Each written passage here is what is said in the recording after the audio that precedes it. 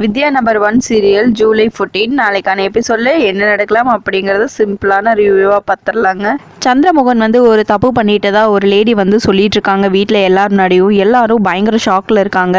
நீங்க எல்லாரும் மாத்தி மாத்தி என்னையே குறை சொல்லிட்டு இருந்தீங்கன்னா கண்டிப்பா இந்த விஷயத்த போஸ்ட் அடிச்சு ஒட்டுவேன், உங்க குடும்ப மானத்தையே வாங்கிடுவேன், போலீஸ் ஸ்டேஷன்ல கம்ப்ளைண்ட் கொடுப்பேன் அப்படின்னு ஏகப்பட்ட பிரச்சனைகளை அடுக்கிட்டே போறாங்க. இதையெல்லாம் கேட்டு வேதா கண்டிப்பா என் வீட்டுக்காரர் தப்பு பண்ணியிருக்க மாட்டாரு, அவர் மேல எனக்கு நம்பிக்கை இருக்கு அப்படின்னு சொல்லவும் என்கிட்ட அதுக்கு தகுந்த மாதிரியான ஆதாரம் இருக்குங்கிறாங்க அந்த லேடி. ஆனாலும் சஞ்சய் விஜய்னு எல்லாருமே ரொம்ப கோவமா இருக்காங்க அந்த லேடி மேல. சரி, உங்ககிட்ட அப்படி என்னதான் ஆதாரம் இருக்கு அப்படின்னு வேதா கேட்க போய் ஒரு பர்ஸ்ல இருந்து மொபைல் எடுத்துட்டு வராங்க. அதுல இருக்கிற ஒரு சில போட்டோஸ் எல்லாம் காட்டுறாங்க வேதா கிட்டேயும் விஜய் சஞ்சய் எல்லார்கிட்டையும். இதை பார்த்ததுமே எல்லாரும் ரொம்ப ஷாக் ஆயிடுறாங்க.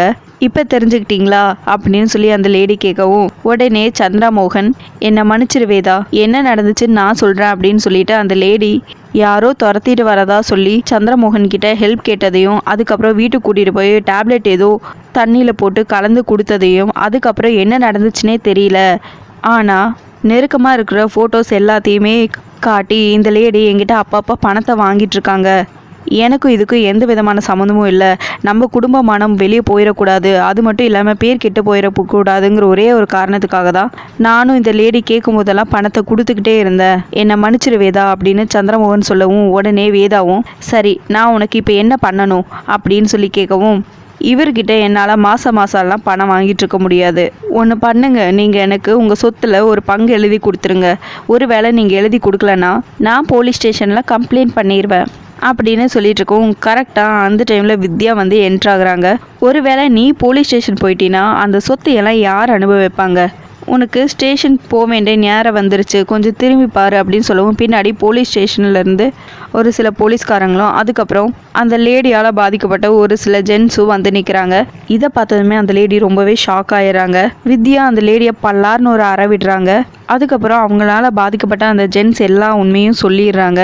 அதை கேட்ட போலீஸ்காரங்களும் பாருங்க, குடும்ப கௌரவத்தை காப்பாற்றுறதுக்காக எவ்வளோ ஜென்ஸ் எவ்வளோ அமைதியாக இருந்திருக்காங்க, இந்த பிரச்சனையெல்லாம் வெளியே வரக்கூடாதுங்கிறதுக்காக பணத்தை கொடுத்துட்டே இருந்திருக்காங்க, இந்த லேடி ஒரு ஃப்ராடு அப்படிங்கிற மாதிரி சொல்லவும் வேதாக்கு எல்லா உண்மையும் புரிய ஆரம்பிச்சிருது. பிரீத்தி திரும்பவும் சந்திரமோகனை குறை சொல்ல சந்திரமோகன் செம்ம டென்ஷன் ஆகி போய் பிரீத்தியை பலார்னு ஒரு அறை வைக்கிறாங்க. அதுக்கப்புறம் அந்த லேடியை போலீஸ் அரெஸ்ட் பண்ணி கூட்டிகிட்டு போயிடுறாங்க. இது எல்லாத்துக்கும் காரணம் இந்த பிரீத்தி தான் அப்படின்னு வித்யா சொல்லவும் ஏதோ இந்த ஒரு விஷயத்தில் நீ நல்லது பண்ணிட்டேங்கிறதுக்காக நீ சொல்கிறது எல்லாம் என்னால் நம்ப முடியாது, ஏற்கனவே இந்த வீட்டில் இருக்கிற யாருக்குமே பிரீத்தியை பிடிக்கல, அதனால் இது ஒரு காரணமாக சொல்லிட்டு இருக்கீங்களா, யார் என்ன சொன்னாலும் நான் பிரீத்தியை நம்புவேன் அப்படின்னு சொல்லிட்டு வேதா அங்கேருந்து போயிடுறாங்க.